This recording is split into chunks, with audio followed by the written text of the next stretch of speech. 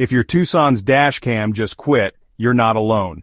Dashcam issues are super common. Let's fix yours today. First, check the basics. Make sure your dashcam is plugged in securely and the power cable isn't damaged. Sometimes the fix is as simple as pushing the cable in all the way. Next, look at your fuse box.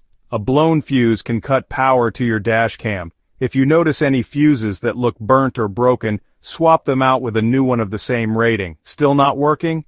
Try using a different memory card. Corrupted or incompatible cards can stop your dashcam from turning on. Use a quality, high-speed card and see if that solves the problem. If your dashcam powers on but won't record, double-check the settings. Make sure loop recording is enabled and the memory card isn't full. Deleting old files or formatting the card can help. Lastly, update your dashcam's firmware. Check the manufacturer's website for the latest update and follow their instructions. If none of these tips work, your dashcam might need professional repair. But in most cases, these steps will get your Tucson Dashcam back in action. Thanks for watching. Subscribe for more quick car fixes.